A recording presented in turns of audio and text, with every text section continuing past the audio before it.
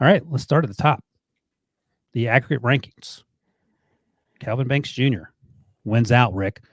So, Rick, I'll let you start first because you had him number 2 on your list, but he's number 1 because Mike and I liked him as our number 1s. What are your thoughts on junior tackle, Kelvin Yeah, Banks? no, athletic, very good in the running game, can create movement at the point, excellent athlete on space, on screens, and at the second level. Good feet to play left tackle and pass pro.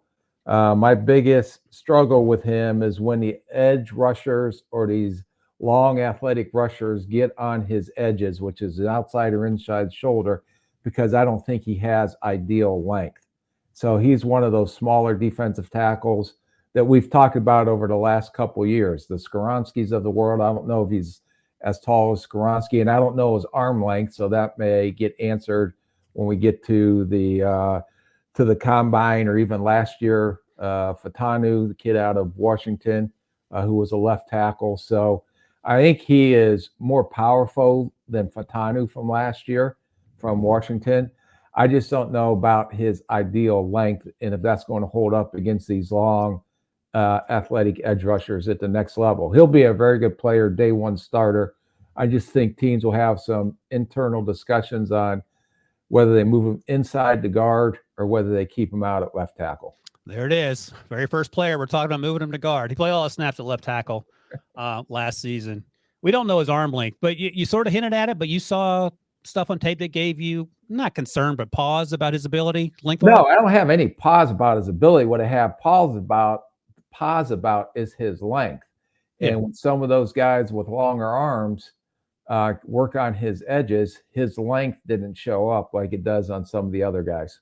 Okay. But he's, to me, the best athlete at left tackle that's coming Yeah. out this year's draft by far. I felt like he was incredibly athletic. I said he's a better run blocker than in pass protection, but it was pretty close. He was an earth mover in the run game. I thought he moved well laterally. He seemed to stay. Some of the things you see when these guys try to get to the second level, these combo blocks, they have struggle with balance. There was no such issue with that. I liked him a lot. Obviously, he was my number 1 guy. What do you think, Mike? Yeah, I think he's really a special athlete, the kind where not a lot of guys in that caliber end up failing, where it's just he's not only explosive, he's not only strong, but he can move laterally, and he's got great balance. Like there was a rep against Rice where he kind of whiffs on a combo at the line of scrimmage because he sees a slant, kind of like he puts both his hands on the ground and gets up and still pancakes the linebacker at the second level. That's just things that most 320 pounders just like can't do. You know, like guys just, they don't have that body control. They don't have that wherewithal at that size, most guys, and he does. So the upward trajectory of his career too, from true freshman year to this last year, you saw improvement. I think you're going to see even more.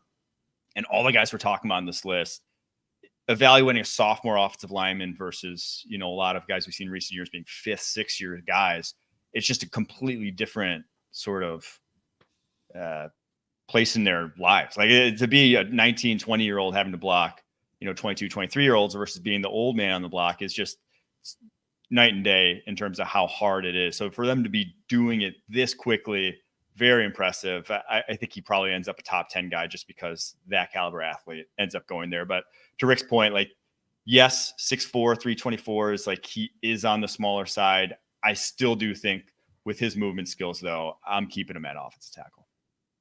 Right. True junior as well. So the youth is also there. Rick, comp and draft range, sir. Yeah, he's a first round, probably top 10 talent. And I talked about Skoronsky because I try to get all these shorter guys that have enough athletic skills to play left tackle, but I don't know their length. We talked about Fatanu, but I went with Elijah Vera Tucker when he played left tackle at USC, although I think this kid is a better athlete at left tackle than Elijah Vera Tucker was, but I've seen that same kind of power, especially in the run game. Short arms. I thought Elijah Vera Tucker did really well at left tackle for a USC, but I'm partial to guys with short arms. I thought Peter Skoronsky could have played tackle in the NFL, but again, no one agrees with me.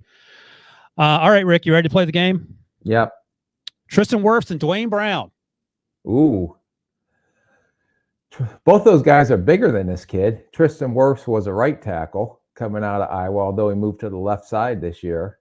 And I'm going to go with Mike and Wirfs. Nope. No, really. You're I'm 0 off for today. 2. I'm glad Mike talked about the athleticism. That's what I thought about when I saw Tristan Wirfs. Obviously, to your point, he played right tackle. He's moved to the left side since, and Kelvin Banks is a left tackle. But I think I don't know if he can jump out of a pool and land on his feet, but I do like the athleticism. And yeah, Mike went with Dwayne Brown. You're not good at this game, Rick. No.